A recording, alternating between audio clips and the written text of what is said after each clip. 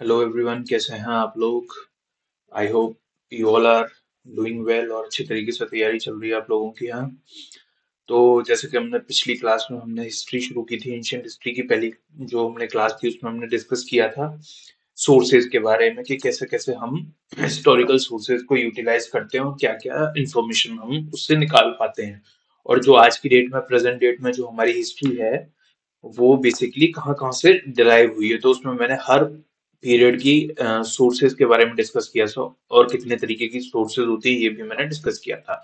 उसी लेक्चर को कंटिन्यू करते हुए आज हम बात करेंगे प्री हिस्टोरिक कल्चर्स की। ठीक है, देखो सबसे पहली बात आपको याद रखनी है कि जो आपका सिलेबस है यूपीएससी का, ठीक है, यूपीएससी का जो आपका सिलेबस है that deals with ancient history. आपको बताइए आर्ट एंड कल्चर, ठीक है। अब जो एंशियंट हिस्ट्री हम पढ़ रहे हैं ना, बेसिकली इसमें क्या है, एक हमने पढ़ा सोर्सेज, ठीक है, एक सोर्सेज, उसके बाद आता है हमारा प्री हिस्टोरिक एरा, ठीक है, प्री हिस्टोरिक एरा। उसके साथ फिर आता है एक हमारा इंडस वैली सिविलाइजेशन और फिर हमारी आती है पूरी एंशियंट हिस्ट्री, ठीक है, पूरी एंशियंट हिस्ट्री, ठीक है। अब इनको अलग अलग मैं क्यों करके बता रहा हूँ, अलग अलग मैं इसलिए करके बता रहा हूँ आपके एग्जाम के हिसाब से, ठीक है। सबसे पहला पॉइंट जो था अलग से हमें पढ़ना था सोर्सेज, वो हमने ऑलरेडी कवर कर लिया है। आज हम प्री हिस्टोरिक एरा को कवर करने वाले हैं, ठीक है। इसको हम प्री हिस्टोरिक क्यों बोलते हैं, क्योंकि इसके ये मतलब काफी पुराना एरा है, और दूसरी चीज इसके उस तरीके से रेगुलर एविडेंसेस या उस तरीके से सारी चीजें प्रेजेंट नहीं है जैसे कि पूरी एंशियंट हिस्ट्री की बाकी हैं, जैसे डायनेस्टीज आ गई वो आ गई, तो उसमें हमें एक कंटिन्यूटी मिलती है, ठीक है। और यहाँ पे हम जितने भी एक्सकेवेशन है, जितने भी पुरानी पेंटिंग्स है वहां से निकाल निकाल कर कुछ पढ़ने की कोशिश करते हैं, ठीक है। तो बेसिकली प्री हिस्टोरिक एरा में जो डिस्कस किया जाता है वो होता है आपका Paleolithic era, Mesolithic era, Neolithic era, Chalcolithic era, ठीक है, और मेगालिथ भी होता है थोड़ा सा, ज्यादा इंपॉर्टेंट नहीं, ठीक है।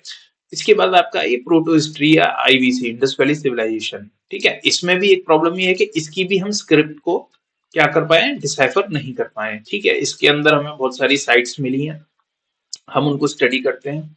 आर्कियोलॉजिकल सोर्सेज जिसमें मैंने आपको डिस्कस किया था कि जो सारी साइट्स है उसको हम डिस्कस करते हैं कि what was the condition in that time, ठीक है। तो उसको पढ़ने की कोशिश करते हैं। इसके बाद हमारा जो प्रॉपर हिस्ट्री का जो पोर्शन स्टार्ट होता है वो होता है आपका वैदिक एज, ठीक है।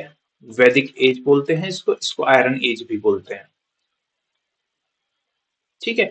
यहां से शुरू होता है, तो इसको है तो ये एंशियंट हिस्ट्री का ही पार्ट सारा, लेकिन मैंने इसको अलग अलग डिवाइड क्यों किया है, मैंने इसको अलग अलग इसलिए डिवाइड किया है क्योंकि ये जो पोर्शन है ना आपका एंशियंट हिस्ट्री वाला पोर्शन, ये आपके एग्जाम के लिए बहुत ज्यादा इंपॉर्टेंट हो जाता है यहाँ से, समझ रहे हो। ये जो पूरी कंटिन्यूटी यहाँ से आपकी जब चलेगी, वैदिक एरा, लेटर वैदिक एरा, फिर आपका ये जो मौर्यन एम्पायर, मतलब Magadha empire, Mauryan, Nandan Gupta and पूरा हर्षा तक, तो ये जो पूरा पीरियड होता है ना ये काफी ज्यादा इंपॉर्टेंट हो जाता है आपके लिए, ठीक है, एग्जाम के पर्सपेक्टिव से। और एक second most important is IVC, ठीक है, इससे भी काफी रेगुलरली क्वेश्चंस पूछे जाते हैं, ठीक है। सोर्सेज मैंने ऑलरेडी डिस्कस किए ही हैं आपसे, ठीक है। अब बचता है pre historic era. Pre historic era से मेजरली यूपीएससी बहुत ज्यादा क्वेश्चंस नहीं पूछता, ठीक है, बहुत ज्यादा क्वेश्चंस यूपीएससी नहीं पूछता इससे। देखिए पार्ट ऑफ सिलेबस है, ठीक है, आपको आना चाहिए, बिल्कुल आना चाहिए, ठीक है, लेकिन इतना ज्यादा इंपॉर्टेंट इससे नहीं होता। हाँ, लेकिन अगर आप स्टेट पीसीएस देते हैं किसी भी स्टेट का तो उसमें क्वेश्चंस यहाँ से आपको मिल जाते हैं कभी कभी, ठीक है। तो मैं बताऊंगा कि एग्जैक्टली क्या चीज इंपॉर्टेंट है जो आपको इसमें पढ़नी है, इस क्लास में आज ही डिस्कस करेंगे कि क्या चीज है जो हम इसमें ध्यान से पढ़नी है। बाकी प्री हिस्टोरिक एरा को हम इस लेक्चर में कंप्लीट करने की कोशिश करेंगे, तो बने रहें इस लेक्चर में, अच्छे तरीके से समझने की कोशिश करेंगे, ठीक है। तो इंपॉर्टेंस के बारे में मैंने बता दिया आपको, चलिए शुरू करते हैं। तो सबसे पहला आता है हमारा जो हम बात कर रहे थे प्री हिस्ट्री के बारे में, तो refers to the period the invention of writing, ठीक है, इन्वेंशन ऑफ राइटिंग। देखो यहाँ से ना आपको प्रॉपर रिटन अकाउंट्स मिलते हैं, ठीक है। इसलिए हमें क्या होता है यहाँ से हर चीज को वैदिक टाइम से, ठीक है, वेद मिले, वैदिक एरा में क्या थे, जो वेद हो गए, ऋग्वेद हो गए, वहां से हमें बहुत सारी चीज मिलती हैं, ठीक है। मैंने डिस्कस किया था पुरुष सूक्त होता है ऋग्वेद में, वहां से हमें वर्ण व्यवस्था के बारे में, वर्ण सिस्टम के बारे में पता चला था, ठीक है। तो before the invention of writing, proper जब राइटिंग स्टार्ट होती है ना, वहां से हम उसको एंशिएंट हिस्ट्री में मेजरली इंपॉर्टेंट हो जाता है आपके लिए, ठीक है।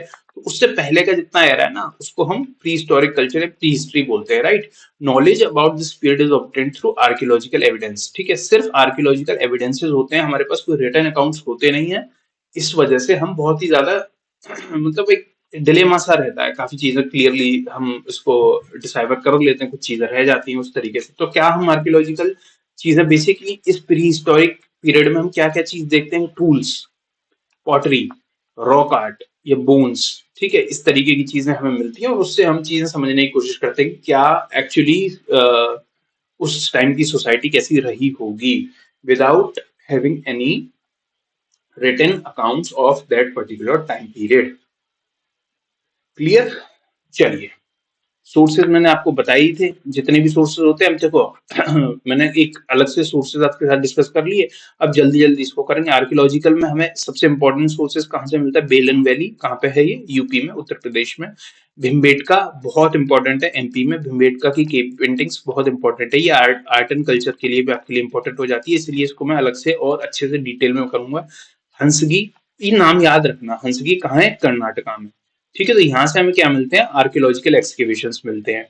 कार्बन डेटिंग के थ्रू हमने इनकी एज वगैरह को डिफाइन करते हैं कि भाई ये टूल्स किस एज के होंगे, ठीक है, उससे हमें काफी सारी चीजें पता चलती हैं।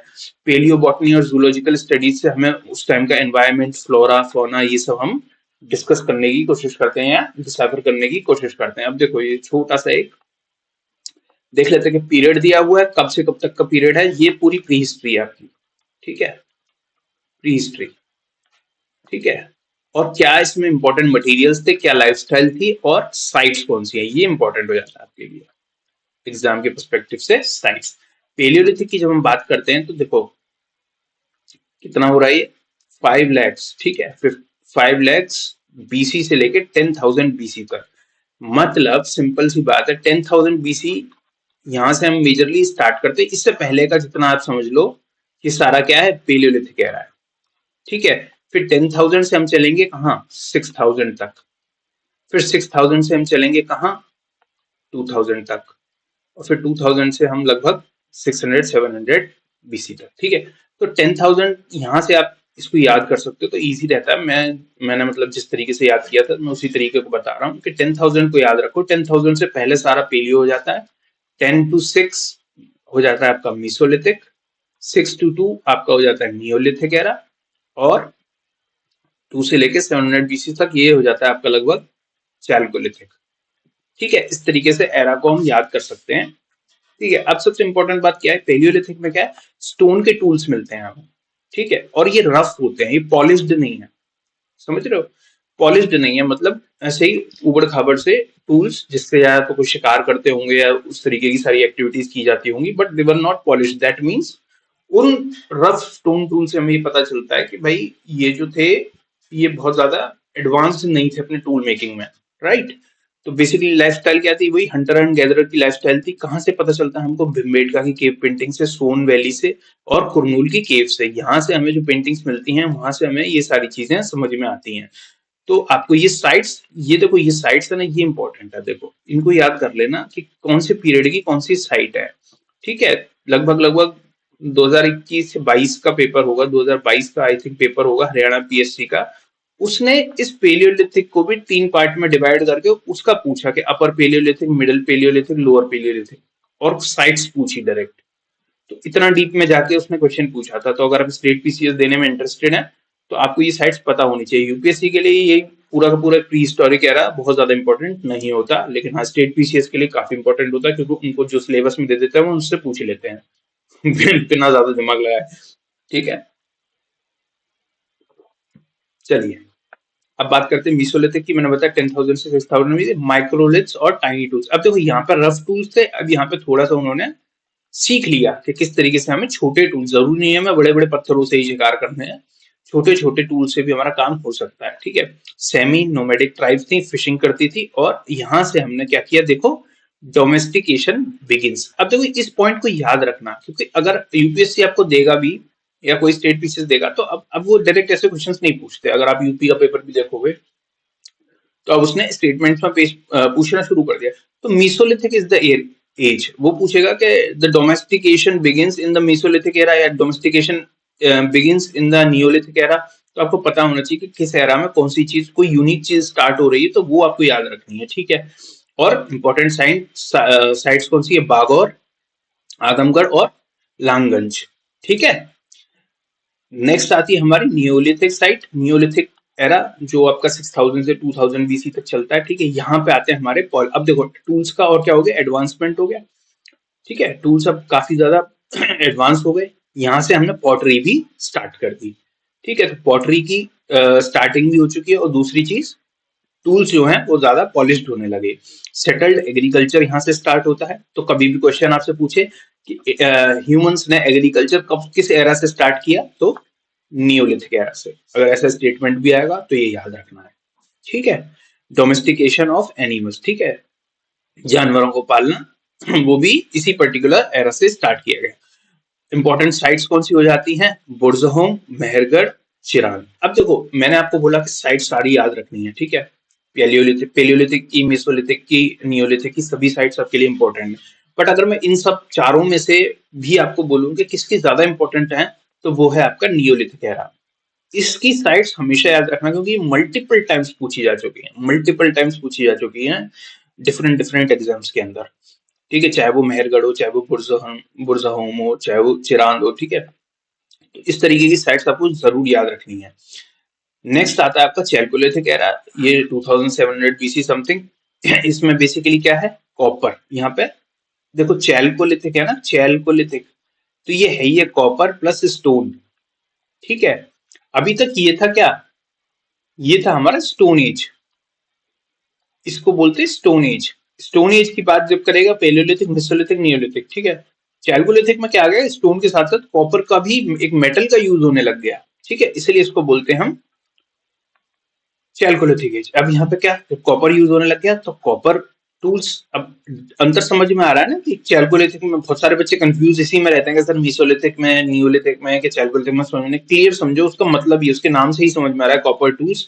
और पेंटेड पॉटरी, मतलब ऐसे पॉटरी बनाई, ऐसे करके कुछ मटका टाइप का बनाया, ठीक है, और उसके ऊपर ऐसे करके पेंटिंग्स बनाई हुई है, ठीक है। तो पेंटेड पॉटरी। अब देखो अब यहाँ पे आर्टिस्ट जिंदा हो गए, ठीक है। अब आर्टिस्ट आ गए हैं यहाँ पे, वो पेंटिंग्स कर रहे हैं, ठीक है। कोई भी पर्पज हो सकता है उसका, रिलीजियस पर्पज हो सकता है उसका, ऐसे ही एस्थेटिक पर्पज हो सकता है। बट ये चीज अब देखने को मिलती है किस पीरियड में, चैल्कोलिथिक में। रूरल कम्युनिटीज बनना शुरू हो गई थी, ठीक है, सरप्लस फूड होने। अब देखो एग्रीकल्चर जब स्टार्ट किया है यहाँ पे, तो यहाँ तक आते आते क्या होता है, सरप्लस। और जब भी याद रखना कि जब भी एग्रीकल्चर सरप्लस होगा, तो वहां पे देखो ऐसे भी याद कर सकते हो, जहां भी एग्रीकल्चर इकोनॉमी में सरप्लस होने लगेगा, वहां पे आर्टिस्ट या आर्टिफैक्ट्स बनना शुरू हो जाएंगे, ठीक है। तो यहीं से आर्टिस्ट जिंदा होते हैं किसी भी सोसाइटी में, जब ये सरप्लस होता है। खाना पीना दे दो, उसके बाद जो जो पीपल हैं, जो ह्यूमंस है, वो फ्री होते हैं, तो वो फिर एक्स्ट्रा चीजें करना शुरू करते हैं, और वो चीज हमें यहाँ से देखने को मिलती है पेंटेड पॉटरी में, ठीक है। बहुत इंपॉर्टेंट साइट्स हैं, आहार, कयात, मालवा एंड जोरवी, ठीक है। ये याद रखना, और ये कहाँ पर है वो मैं भी सारा दिखाऊंगा आपको मैप में आगे चल के, ठीक है। तो यही एक सब, ये बहुत इंपॉर्टेंट स्लाइड है, एक ही स्लाइड है इस लेक्चर की जो काफी इंपॉर्टेंट है, इसमें मैंने काफी सारी चीजें आपको एक ही बार में बता दी हैं। चलिए पेलियोलिथिक की बात करते हैं। मैंने आपके लिए बताने के लिए मैंने ये 3 पार्ट में लिख दिया है, क्योंकि मुझे पता है कि एचपीएससी ने इससे क्वेश्चन पूछा हुआ है, ठीक है। वो पेलियोलिथिक तक नहीं रुका, वो उसमें भी चला गया कि लोअर पेलियोलिथिक, मिडिल पेलियोलिथिक, अपर पेलियोलिथिक, ठीक है। तो याद रखना लोअर पेलियोलिथिक की साइट कौन सी है, ये क्वेश्चन डायरेक्ट एचपीएससी ने पूछा हुआ है, एचपीएससी ने डायरेक्ट पूछा हुआ है 2021 में। क्वेश्चन पेपर उठा के देख लेना, ये क्वेश्चन डायरेक्ट मिलेगा। अतिरमपक्कम तमिलनाडु में, याद रखना इंपॉर्टेंट साइट है, पीवाईक्यू है, ठीक है। तो लोअर पेलियोलिथिक में क्या है, हैंड एक्सेस मिलते थे, क्लेवर्स मिलते थे। मिडिल पेलियोलिथिक में फ्लेक टूल्स, स्क्रेपर्स, ठीक है, इंपॉर्टेंट साइट नवासा में है, महाराष्ट्र में। अपर पेलियोलिथिक की site blades, burins and emergence of art and figurines, ये यहाँ से अपर पेलियोलिथिक। और अपर के बाद फिर क्या आ जाता है, यहाँ से मेसोलिथिक एरा स्टार्ट हो जाएगा, राइट। तो ये इंपॉर्टेंट साइट्स मैंने बता दी, 3 पार्ट में किस तरीके से डिवाइडेड है, ठीक है। चलिए अब इसकी फीचर्स देख लेते हैं। ये बेसिकली पेलियोलिथिक के फीचर्स हैं। ये क्या इंपॉर्टेंट है, जो अभी मैंने आपको डिस्कस किया कि सोसाइटी कैसी थी, हंटर और गैदरर्स की थी। नो परमानेंट सेटलमेंट्स, अभी तक घर बना के रह नहीं रहे थे। Pebbles and hand axes choppers made of quartzite. Quartzite एक पत्थर होता है, उससे क्या बनाते थे, चॉपर्स, मतलब काटने के लिए, जो भी मतलब शिकार करते होंगे तो फिर काटने के लिए चाहिए होता होगा ना, तो वो सारी चीजें पत्थरों का और हैंड एक्सेस का टूल करते थे। कहाँ से इसके एविडेंस मिलते हैं, कुरनूल केव से।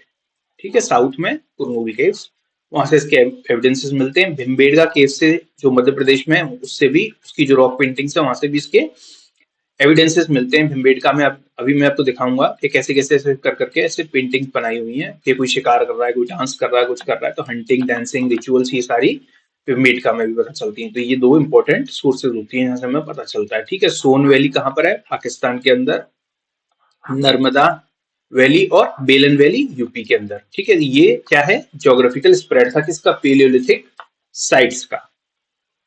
ठीक है, तो अगर स्टेट्स का नाम दे दे या रीजन का नाम दे दे तो आपको साइट्स पता होनी चाहिए कि कहाँ पर है। नेक्स्ट आता है मेसोलिथिक एरा।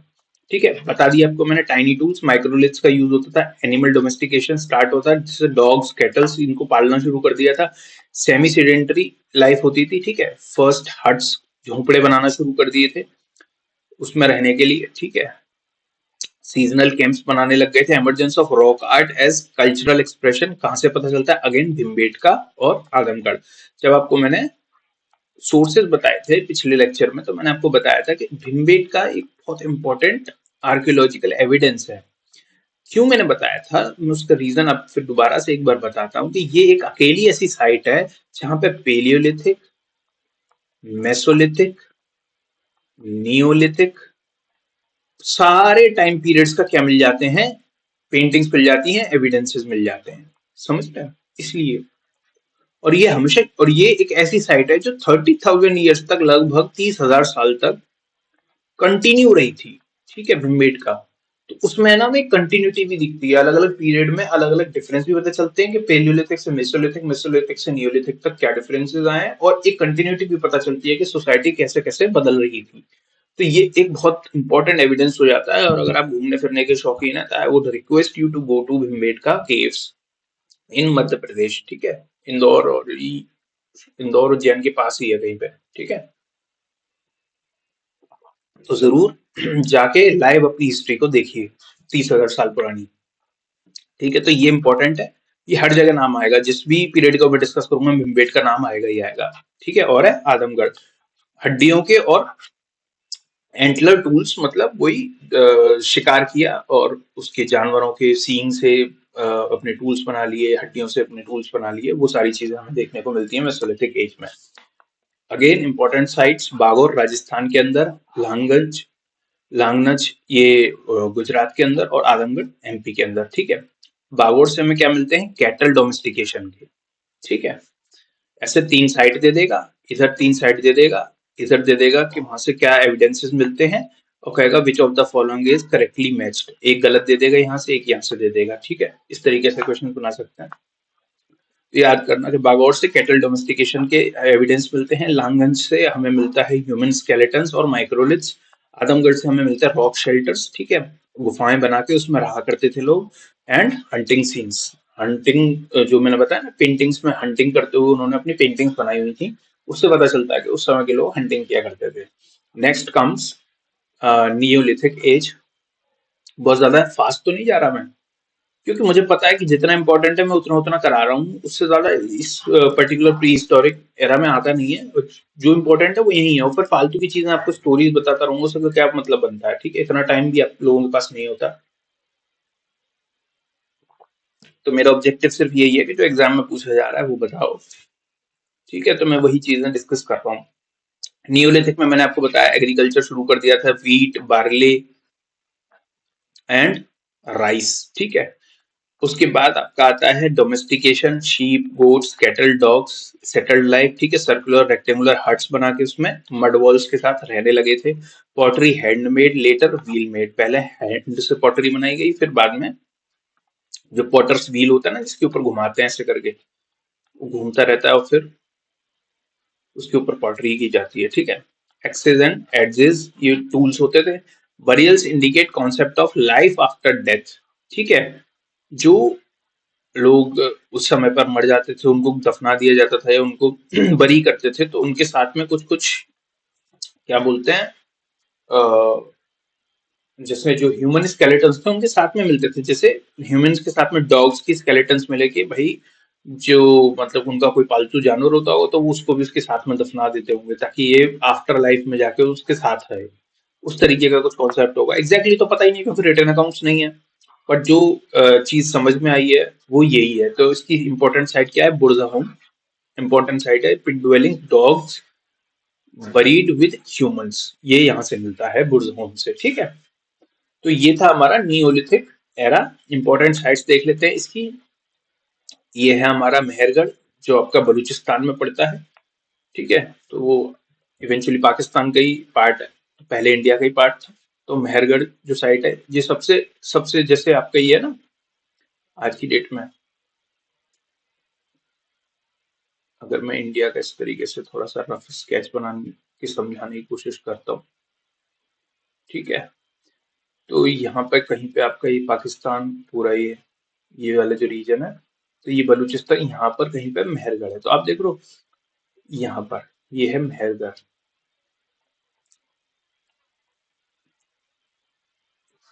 ठीक है, यहाँ पर आपका है ये बुर्ज होम। ठीक है, मैं भी आपको इसको मैप में भी दिखा दूंगा तो उसके लिए परेशान नहीं होना, बस मैं बता रहा हूँ। तो ये नॉर्थ वेस्ट में सबसे लास्ट में इधर ये नियोलिथिक साइट है मेहरगढ़ बलूचिस्तान में। कश्मीर वैली बुर्ज होम कश्मीर वैली में है। ठीक है, चिरान कहाँ पर है, ये बिहार के अंदर है, गंगा वैली में है। और मस्की और हलूर साउथ इंडिया में है। ठीक है, अब यहाँ से क्या मिलता है, मेहरगढ़ से हमें क्या पता चलता है, अर्लीस्ट एग्रीकल्चर और डोमेस्टिकेशन के एविडेंसेस। बुर्ज़ो होम से हमें पिट ड्वेलिंग्स, मैंने बताया डॉग बरीड विद ह्यूमंस। ठीक है, बोन टूल्स मिलते हैं। चिरान से हमें राइस कल्टीवेशन मिलता है। मस्की और हलूर से हमको मिलेट्स कल्टीवेशन मिलता है, एश माउंट्स मिलते हैं। ठीक है, अब बात कर लेते हैं अपन चैल्कोलिथिक एरा। क्या है Chalcolithic, copper plus stone, simple, copper plus stone. तो स्टोन के साथ साथ कॉपर का यूज। ठीक है, आयरन अभी तक इन्वेंट नहीं हुआ, इसलिए इसको यहाँ पर कितनी बार पूछा जा चुका है कि आयरन आयरन आयरन का यूज, आयरन का ये आयरन का वो, नहीं आयरन अभी नहीं आया। आयरन आया वहां से हमारी प्रॉपर हिस्ट्री स्टार्ट हो जाएगी। ठीक है, agriculture again wheat barley millets cattle hurting pottery, red and black painted pottery. ठीक है, अब तो पॉटरी तो पहले थी, फिर उस पर पेंटिंग्स बनने लगी। अब क्या हो रहा है, रेड कलर की पॉटरी और ब्लैक कलर की पॉटरी दोनों देखने को मिल रही है। अब कलर आ गए पॉटरी के अंदर।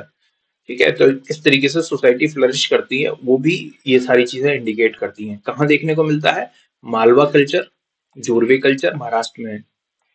ठीक है, वहां से हमें ये सारे एविडेंसेस मिलते हैं चैल्कोलिथिक एरा के।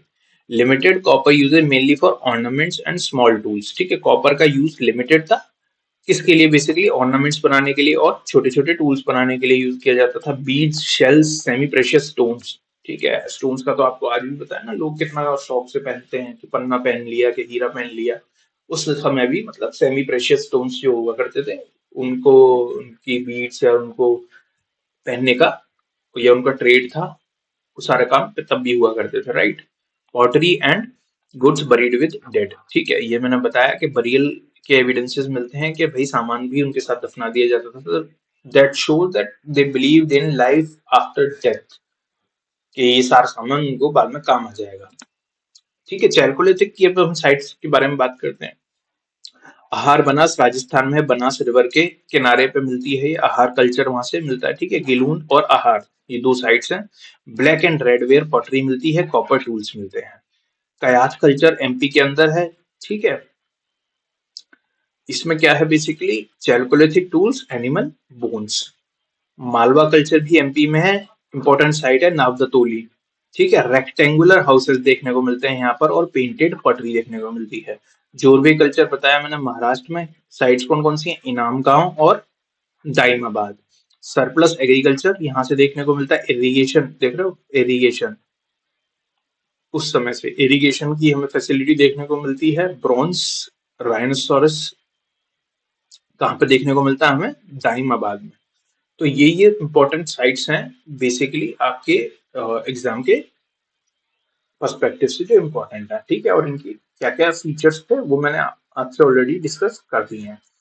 अब ये देखिए, ये इंपॉर्टेंट फिगर है, और यही ये फिगर है इस पूरे आज के लेक्चर का सबसे इम्पोर्टेंट फिगर है, सबसे ज्यादा क्वेश्चन आने के चांसेस होगा वो इसी में से होगा। कैसे देखते हैं, सबसे पहले यहाँ देखो क्या लिखा हुआ है, पेलियोलिथिक साइट, नियोलिथिक, मेगालिथिक और अर्ली विलेज, मॉडर्न साइट। अभी पहले आप इन दोनों पे ध्यान देना, ठीक है। सबसे पहले ये रेड वाला है ना, ये देखो, यहाँ पे देखो कुरनूल केव्स, हंसगी, भिमबेटका, ठीक है। ये क्या है, मैंने अभी आपके साथ डिस्कस किया ना, क्या नहीं है, पेलियोलिथिक साइट्स हैं। अब देखो नियोलिथिक के ऊपर आ जाते हैं। सबसे लास्ट में देखो, ये साउथ तमिलनाडु में क्या है, पय्यमपल्ली, ठीक है, हलूर कर्नाटका। उसके बाद ये आपका देखो कोल्डीवा और महागर। ऊपर देखो बुरज़होम मैंने बताया, मेहरगढ़ मैंने बताया, ये इधर है बलूचिस्तान में। चिरान बिहार में है, गंगा वैली में। दाऊजली हैदिंग, ठीक है, नॉर्थ ईस्ट में, राइट। ये है आपकी, अगर आप इसको कनेक्ट करो, ये सारी क्या है आपकी, ये सारी साइट्स आपकी क्या है, नियोलिथिक एरा की। और ये सबसे ज्यादा इंपॉर्टेंट है, ये सबसे ज्यादा इंपॉर्टेंट है, ठीक है। उसके बाद आती हैं megalith sites. Megalithic sites basically कुछ नहीं है, एक स्मॉल कल्चर था, छोटा सा कल्चर था मेगालिथ्स, जिसमें क्या होता था, जो बरियल्स होते थे ना, जो दफनाए जाते थे बरियल्स होते थे, उनके ऊपर बहुत बड़े बड़े पत्थर रख दिए जाते थे, ठीक है। और बेसिकली मेजरली ये साउथ इंडिया में देखने को मिलती थी मेगालिथ्स, और बहुत ज्यादा स्प्रेड नहीं था इसका, छोटी छोटी थी। देखो, तो मेगालिथ्स के लिए अगर आएगा तो ये देखो, एक मेगालिथिक साइट ये है अदिचम चार पल्लूर, ठीक है, और दूसरी है ये ब्रह्मगिरी। बाकी अब देखो ऊपर कहीं पर ये ज्यादा देखने को मिलता नहीं है। तो मेगालिथिक, तो ये क्वेश्चन पूछा जा चुका है कि स्टेटमेंट आया था कि मेगालिथिक साइट्स वो majorly spreaded across south India, तो स्टेटमेंट वुड बी करेक्ट, ठीक है। साउथ में ही देखने को मिली थी, बहुत बड़ा मेजर कल्चर नहीं था। जो मेजर कल्चर था वो मैंने आपको बताया कि आपके एग्जाम के लिए क्या इंपॉर्टेंट है, नियोलिथिक साइट्स या फिर पैलियोलिथिक साइट्स, जो इसके अंदर हमने ऑलरेडी लिखी हुई है, ठीक है। बाकी ये सारी अर्ली विलेज मॉडर्न सिटीज, इसका कोई मतलब सेंस नहीं है, जो फालतू है, ठीक है। तो ये इंपॉर्टेंट है, और ये मल्टीपल टाइम्स पूछे जा चुके हैं। तो ये आप इमेज को थोड़ा याद रखना, आपको एक लोकेशन ज्योग्राफिकल पता रहे, और थोड़ा थोड़ा उनके फीचर्स भी आपको पता रहे, ठीक है। कि मेजर डिफरेंस क्या था, कि भाई पेलियोलिथिक से मेसोलिथिक में मेजर क्या यूनिक फीचर था, मेसोलिथिक से नियोलिथिक में क्या चेंज आया, नियोलिथिक से चैल्कोलिथिक में क्या चेंज आया, राइट। अब जो आपके लिए एक इम्पोर्टेंट है वो मैं लेके आया हूँ अलग से, भीमबेटका रॉक शेल्टर्स। मैंने आपको इसके बारे में ऑलरेडी बता दिया है कि क्यों ये इम्पोर्टेंट है, इसलिए मैं थोड़ा सा इसको एम्फोसाइज करके बताना चाहता हूँ कि ये आपकी एक तो इस part pre historic ancient history का भी पार्ट है, और ये आर्ट एंड कल्चर का भी है, इसलिए इम्पोर्टेंट हो जाता है। तो इसको देख लेते हैं कि विंध्यन रेंज भोपाल के पास में है ये, हाँ, लोकेटेड है, situated on the edge of Deccan plateau, overlooking जो आपका मालवा रीजन है उसके पास में। वीएस वाकंकर 1957 में इन्होंने इसे डिस्कवर किया था, यूनेस्को की वर्ल्ड हेरिटेज साइट है ये, ठीक है। Bhimbetka is one of the oldest known human habitations, देख रहे हो आप, one of the oldest known human habitations in the Indian subcontinent, showing continuous, मैंने आपको बताया ना, कंटिन्यूटी रही है पेलियोलिथिक से नियोलिथिक तक, cultural sequence from lower paleolithic to medieval period. देखो कहां तक आया है ये, कितना लंबे पीरियड तक ये रहा है, पूरा एंशिएंट हिस्ट्री से लेके मिडिवल तक, राइट। कितनी इसके अंदर है, 700 डॉग शेल्टर्स हमें मिलती हैं देखने को, 400 हमें पेंटिंग्स देखने को मिलती हैं। Excavation reveal stone tools, bones, hearths, microliths and proving long human occupation, बहुत समय तक यहाँ पे ह्यूमंस रहे हैं, वो सारी चीजें। एविडेंसेस ऑफ फायर यूज, ये हमें फायर का यूज कहाँ से पता चलता है, भिमबेटका से पता चलता है। टूल मेकिंग हमें कहाँ से पता चलता है, भिमबेटका से पता चलता है। फूड गैदरिंग हमें कहाँ से पता चलता है, भिमबेटका से पता चलता है, ठीक है। अब जो इसकी आर्ट एंड कल्चर का पार्ट है, लेकिन मैं यहीं पे इसको एक बार अच्छे से कवर कर देता हूँ कि भिमबेटका केव पेंटिंग्स, जो रॉक पेंटिंग्स हैं, उसमें बेसिकली हमें क्या देखने को मिलता है, हंटिंग के सीन्स, डांसिंग के सीन्स, रिचुअल्स के सीन्स, डेली लाइफ कैसी होती थी उस समय पे लोगों की।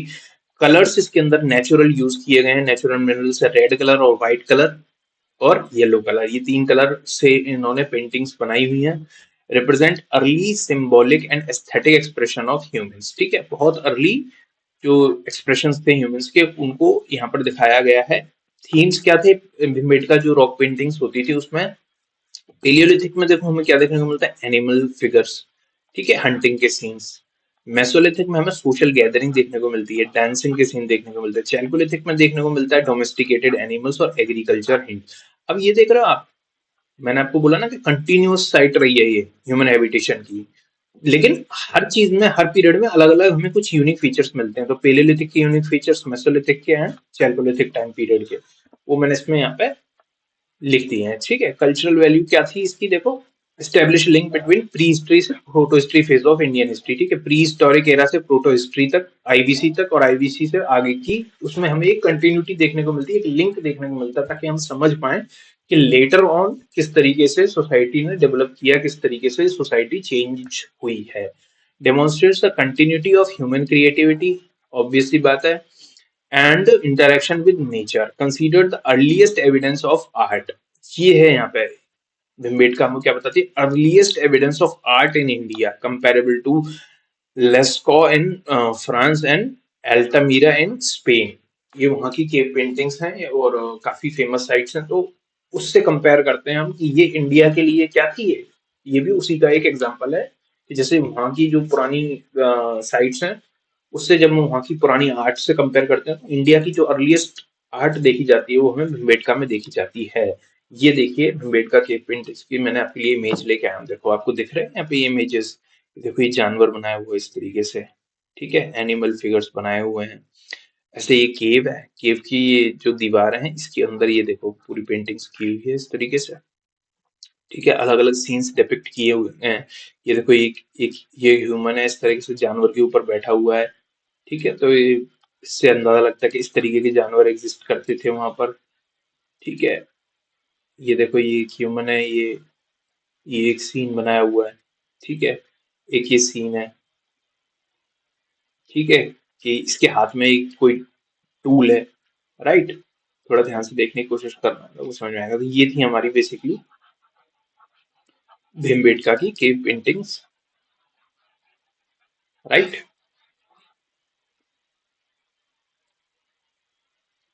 ठीक है। अब इसका सिग्निफिकेंस क्या है, टेक्नोलॉजिकल प्रोग्रेस हमें पता चलती है, स्टोन से मेटल पे आ गए, मैंने बताया ना कि चारकोलिथिक तक आए, तो हमें प्री हिस्ट्री से क्या पता चला, स्टोन यूज करते करते मेटल का यूज करना सीख गए, टेक्नोलॉजी से एडवांस हो रही, सोशल हमें पता चला पहले हंटिंग गैदरिंग से लेके फिर नोमैडिक्स लाइफ से सेटल्ड लाइफ तक, एग्रीकल्चर, फिर हट्स बनाने लगे, रहने लगे एक साथ में। इकोनॉमिक ट्रांसफॉर्मेशन में पता चलता है कि फूड गैदरिंग से लेके फूड प्रोड्यूस करने लगे, एग्रीकल्चर आ गए यहाँ पर, ठीक है। कल्चरल कंटिन्यूटी में हमें पता चला कि देखो आर्ट सीख लिए, पॉटरी और रिचुअल्स आ गए, जो बरील रिचुअल्स होते थे तो वो सिंबॉलिक क्या करते हैं, बेसिकली लाइफ को रिप्रेजेंट करते हैं। तो ये थे कुछ इसके सिग्निफिकेंस। चलो एक क्वेश्चन दे देता हूँ, आप इसको करके लाना आज के लेक्चर के लिए, और इसके कमेंट में, वीडियो के कमेंट में इसका आंसर करना, फिर मैं आपको नेक्स्ट जो लेक्चर होगा उसमें इसका आंसर बताऊंगा। पीवाईक्यू है आपका ये। With reference to cultural history of India which of the following correct sequence in which the following cultures appeared. Painted grey ware, मैंने बताया ना ये पॉटरी के टाइप्स हैं, पॉटरी किस तरीके से इवॉल्व हुई, black and red ware pottery and northern black polished where. तीन तरीके के पॉटरी हैं और तीन तरीके के पीरियड में ये अलग अलग पॉटरी आई हैं, आपको इनको क्रोनोलॉजिकली अरेंज करना है करेक्ट सीक्वेंस में कि पहले कौन सी है दूसरी कौन सी है। इसका मतलब आपको इन पॉटरी के बारे में जानने के लिए आपको इन पीरियड के बारे में पता होना चाहिए, तो ये आपके लिए होमवर्क है। एंड जितने लोगों ने एंशिएंट हिस्ट्री पढ़ी होगी तो कोशिश करें इसको आंसर करने की, और कमेंट में आंसर करें, उसके बाद नेक्स्ट क्लास में मैं इसका आंसर दूंगा, और फिर मिलते हैं नेक्स्ट क्लास में। आई hope you enjoyed this lecture, और इतना ही था इम्पोर्टेंट, और काफी मैंने शॉर्ट में करके अच्छे तरीके से जो जो एग्जाम के पर्सपेक्टिव से इम्पोर्टेंट है I try to explain it to you, and see you in the next video. Thank you so much, all the best.